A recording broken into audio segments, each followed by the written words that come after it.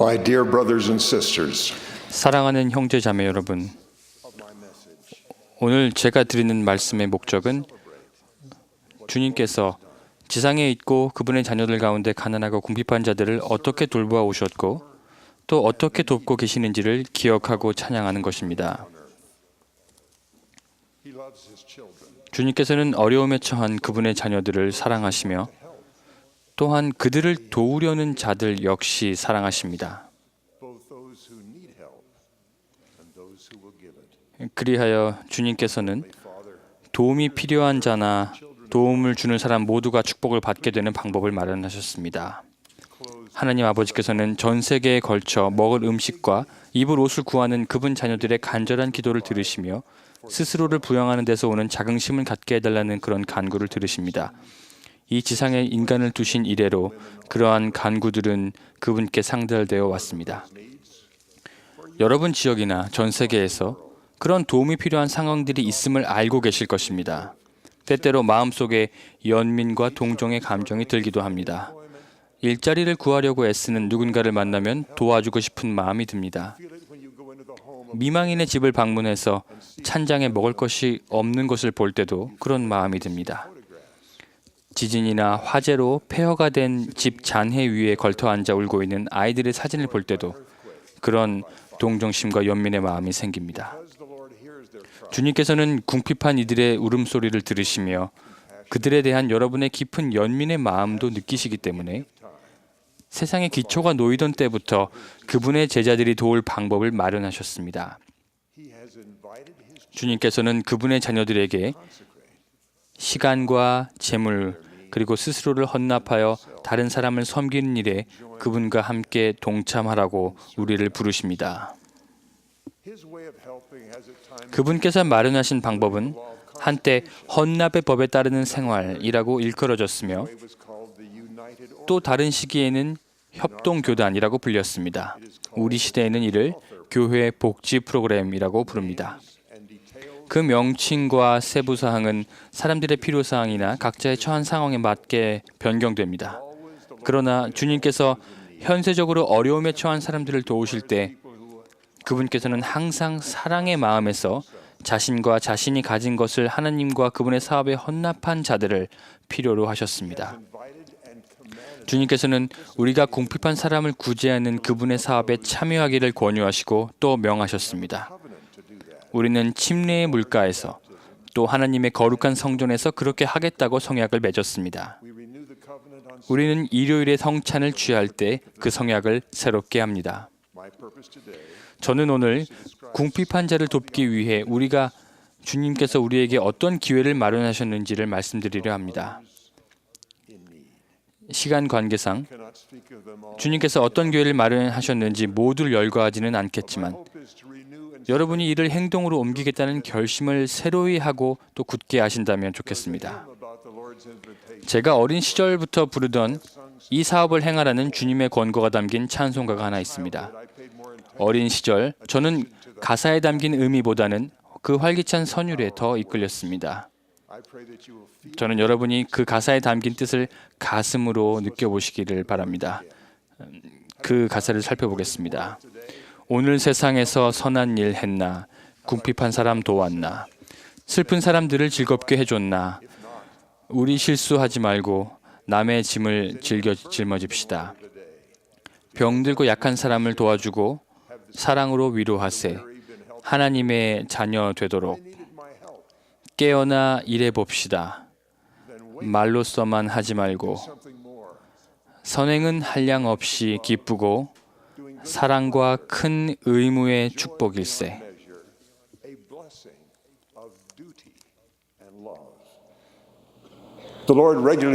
주님께서는 우리 모두에게 정기적으로 경고의 알람 메시지를 보내고 계십니다. 때로는 그것이 도움이 필요한 자들에 대해 불시에 찾아오는 연민의 감정일 수도 있습니다. 아이가 넘어져 다친 것을 본 아버지나 밤중에 겁에 질린 아이의 울음소리를 들은 어머니는 그런 연민의 감정을 느껴보았을 것입니다. 자녀들도 학교에서 누군가가 슬픔이나 두려움에 떠는 모습을 보았을 때 그런 연민의 마음을 가져보았을 것입니다.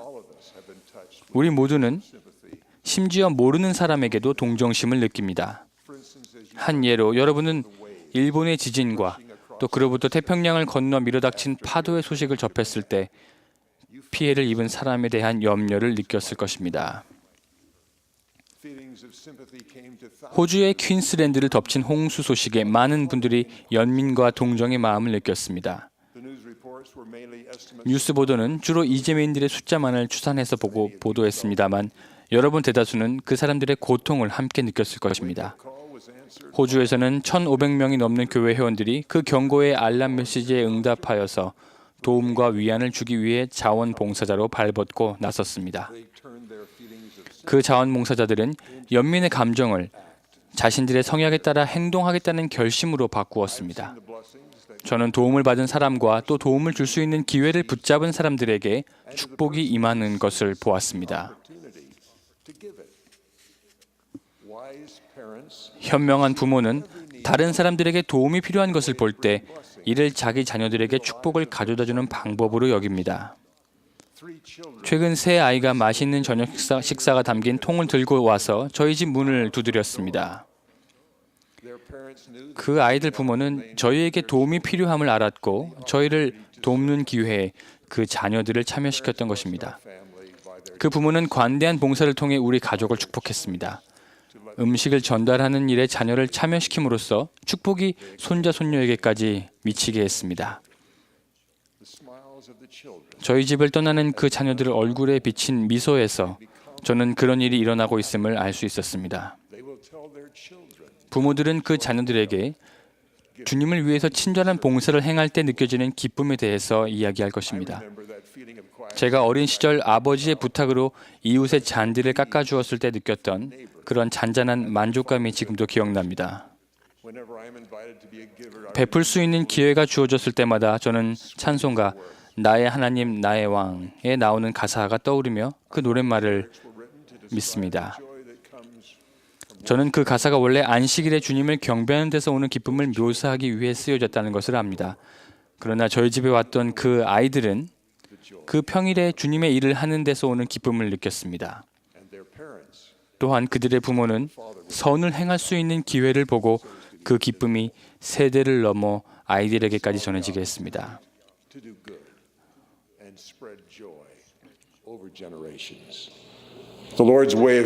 도움이 필요한 자를 돕는 주님의 방법은 부모에게 자녀를 축복할 수 있는 또 다른 기회를 가져다 줍니다. 저는 어느 일요일 예배당에서 그런 경우를 보았습니다. 한 어린아이가 성찬식 모임 전에 감독님이 예배당에 들어오자 자기 가족의 헌금 봉투를 감독님께 건넸습니다. 저는 그 가족과 소년을 잘 알고 있었습니다. 그 가족은 얼마 전 와드에 있는 누군가가 어려움에 처했다는 사실을 알게 되었습니다.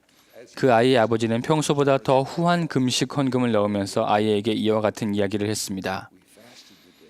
우린 오늘 금식하면서 어려운 사람을 위해 기도했지. 이 봉투를 감독님께 드리거라. 감독님은 우리보다 더 힘들어하는 사람을 돕기 위해서 그 돈을 사용하실 게다. 그 소녀는 일요일에 금식에서 오는 배고픔 대신 훈훈하고 행복한 마음을 느끼고 기억할 것입니다. 저는 그 소년의 얼굴과 헌금 봉투를 꼭 쥐고 있는 모습에서 느낄 수가 있었습니다. 그 소년은 어려운 사람들에게 가족 금식 헌금을 전달하는 일에 아버지가 자신을 신뢰하고 있다는 사실을 느끼고 있었습니다. 그는 집사가 되었을 때 그리고 아마도 영원히 그날을 기억할 것입니다. 저는 또 여러 해 전 아이다호에서 주님을 위해 사람들을 도운 이들의 얼굴에서도 같은 종류의 행복을 보았습니다. 1976년 6월 5일 토요일 테튼 댐이 무너져 11명이 목숨을 잃었습니다. 단 몇 시간 내에 수천 명이 집을 떠나야 했습니다. 어떤 집은 물에 휩쓸려 사라졌고 또 가옥 수백 채는 집주인 스스로는 결코 복구할 수 없을 정도로 심각하게 훼손되었습니다. 이 비극적인 소식을 들은 사람들은 동정심을 느꼈으며 선을 행하라는 부름을 감지했습니다. 이웃들, 감독, 상호부조의 회장, 정원의 지도자, 가정복음 및 방문교사들은 너나 할 것 없이 집과 직장에서 달려나와 홍수로 피해를 입은 사람들의 집을 청소했습니다. 홍수가 난 직후 어떤 부부가 휴가를 마치고서 렉스버그로 돌아왔습니다. 그들은 자기 집을 살펴보러 가는 대신 바로 감독님을 찾아가서 어디로 가서 도움을 줄 수 있겠냐고 물었습니다. 감독은 그들을 도움이 필요한 가정에 보냈습니다. 며칠이 지나고 그들은 자기 집을 살펴보러 갔습니다. 그 집은 홍수로 휩쓸려 사라지고 말았었습니다. 그들은 감독에게 가서 물었습니다. 그럼 이제 우리는 어떻게 하면 좋을까요? 여러분이 어디에 계시든 동정심이 비이기적인 행동으로 변화되는 기적을 보신 적이 있으실 것입니다. 커다란 자연재해가 일어날 때만 그런 기적이 일어나는 것은 아닙니다. 저는 한 신권 정원회에서 어느 형제가 일어나서 직장을 구하고 있는 사람의 필요사항과 그 가족을 지원할 방법을 설명하는 그런 모습에서도 그 기적을 보았습니다. 저는 교실 안이 동정심과 연민으로 가득 차 있음을 느낄 수 있었고 어떤 형제님은 그를 고용할 만한 사람의 이름을 말해주기도 했습니다. 그 신권 정원회에서 일어난 일이나 또 아이다호에서 홍수로 침수된 집에서 일어난 일들은 큰 어려움에 처한 사람이 다시 자립하도록 돕는 일에서 주님의 방법이 무엇인지를 잘 보여줍니다. 우리는 동정심을 느끼고 연민의 마음을 느끼며 도움을 줄 때 주님의 방법 안에서 어떻게 행해야 할지를 알고 있습니다.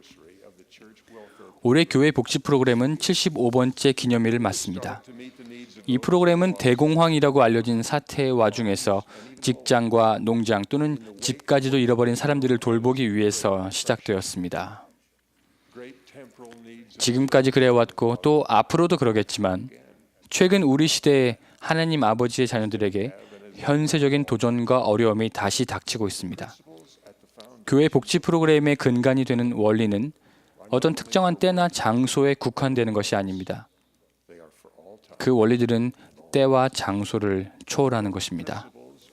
이 원리는 영적이고 영원합니다. 그렇기 때문에 이 원리를 이해하고 마음속에 새겨둔다면 우리는 주님께서 언제 어디로 우리를 부르시든 간에 누군가를 도울 기회를 놓치지 않고 포착하게 됩니다. 제가 주님의 방법대로 도우려고 할 때나 또 다른 사람으로부터 도움을 받을 때 저를 인도하는 몇 가지 원리들이 있습니다. 첫 번째, 사람들은 자신과 가족을 부양하고 다른 사람을 돌볼 수 있을 때 더 큰 행복감과 자긍심을 느끼게 됩니다. 저는 제가 가진 문제를 해결하도록 도와주신 분들께 고마움을 느낍니다.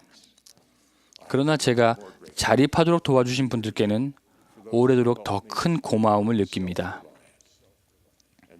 그리고 제가 가장 고맙게 생각하는 분들은 제가 가진 여유분을 활용하여 다른 사람을 돕는 법을 가르쳐 주신 분들입니다. 저는 여유분이 생기게 하려면 버는 것보다 덜 써야 한다는 것을 배웠습니다. 그 여유분을 가지고 저는 주는 것이 받는 것보다 더 낫다는 사실을 배웠습니다. 그 한 가지 이유는 주님의 방법대로 도움을 줄 때 그분께서 우리를 축복하시기 때문입니다. 메리온지 롬니 회장님은 복지 사업에 대해 이렇게 말씀하셨습니다. 이 사업에서는 여러분이 베푼다고 해서 가난해지지 않습니다.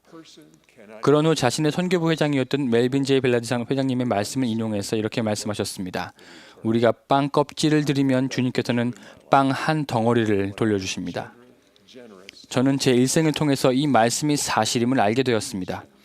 어려움에 처한 하나님의 자녀들에게 우리가 인색하지 않을 때 그분께서는 우리에게 인색하지 않으십니다. 복지 사업에서 저를 인도해 준 두 번째 복음 원리는 단합의 힘과 축복입니다. 우리가 어려움에 처한 사람들에게 봉사하는 일에 동참할 때 주님께서는 우리의 마음을 하나로 엮어주십니다. 제이 루벤 클라크 2세 회장님은 이렇게 말씀하셨습니다. 베푸는 일은 형제 애를 불러옵니다.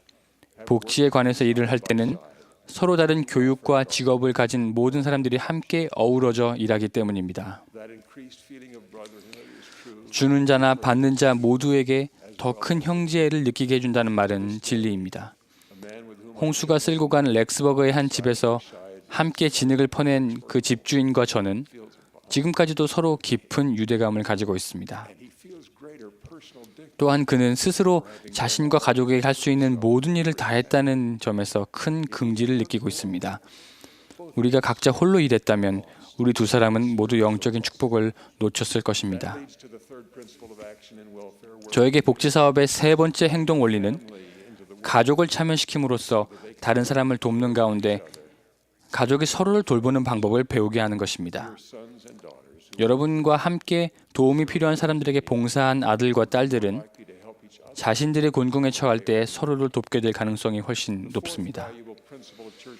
교회 복지의 네 번째 원리는 제가 감독이었을 때 배운 것으로 저는 이 소중한 원리를 가난한 자를 찾아 나서라는 경전의 명령을 따름으로써 터득하게 되었습니다.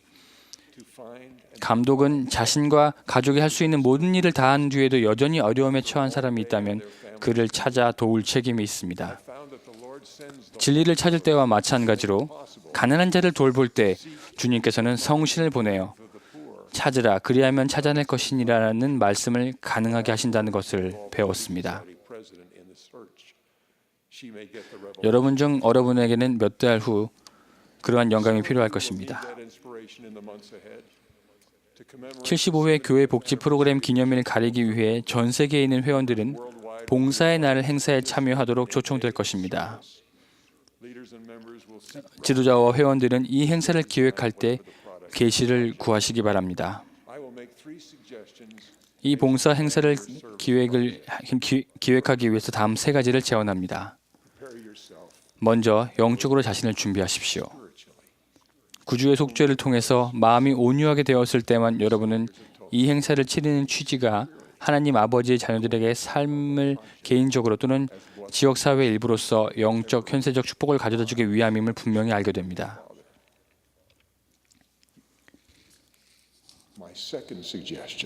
두 번째 제언은 섬김을 받을 사람들을 찾되 그들의 필요사항이 봉사하는 사람들에게 감동을 줄 수 있는 사람을 택하라는 것입니다. 섬김을 받는 사람들은 여러분의 사랑을 느낄 것입니다. 찬송가에서 약속하고 있듯이 그들은 그 사랑으로 현세적인 필요를 충족한 것보다 더 큰 기쁨을 느끼게 될 것입니다.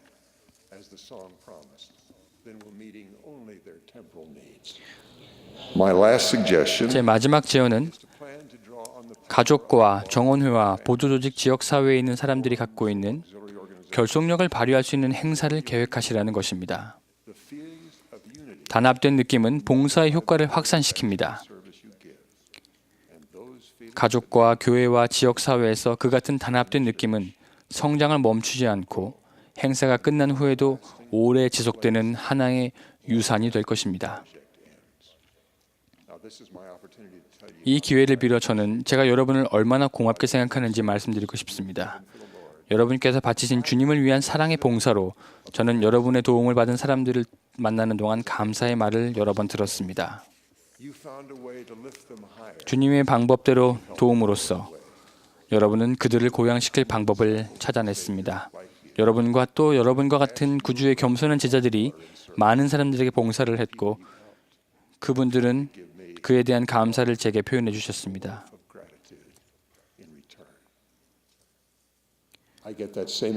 저는 또한 여러분과 함께 일한 분들로부터 같은 감사의 말을 들었습니다. 언젠가 에즈라 테프트 벤슨 회장님 옆에 서 있었던 적이 있었습니다. 우리는 주님의 교회 안에서 봉사에 관해 말씀하던 중이었습니다. 벤슨 회장님은 말씀들 중에 갑자기 주먹을 불끈 쥐시며 저는 이 사업을 사랑합니다. 이 사업은 정말 일이 많죠. 라고 외치셨습니다. 주님을 대신해서 하나님 자녀들에 대한 여러분의 수고와 희생에 감사드립니다. 그분은 여러분을 아시며 여러분이 바친 노력과 부지런함과 희생을 눈여겨보고 계십니다. 저는 주님을 위해 도움을 준 사람이 행복을 찾는 모습을 보게 되는 그 수고의 열매를 여러분이 축복으로 얻게 되시기를 간구합니다. 저는 하나님께서 살아계시며 우리의 기도를 들으심을 알고 있습니다. 예수께서는 그리스도십니다. 여러분과 여러분이 봉사하는 사람들은 주님을 섬기고 그분의 계명을 지킴으로써 순결하게 되고 강화될 것입니다. 여러분은 제가 알고 있는 것처럼 성신의 권능을 통해 조셉 스미스가 참되고 살아있는 교회, 바로 이 교회를 회복하기 위한 하나님의 선지자였음을 알 수 있습니다. 저는 몬슨 회장님이 하나님의 살아계신 선지자임을 간증드립니다. 주님께서는 두루 다니며 선한 일을 행하셨으며 몬슨 회장님은 그 일에 큰 모범이 되는 분이십니다. 우리가 처진 손을 일으켜 세우고 연약한 무릎을 간건케 할 수 있는 그런 기회들을 찾을 수 있기를 간구합니다. 예수 그리스도의 이름으로 말씀드립니다. 아멘.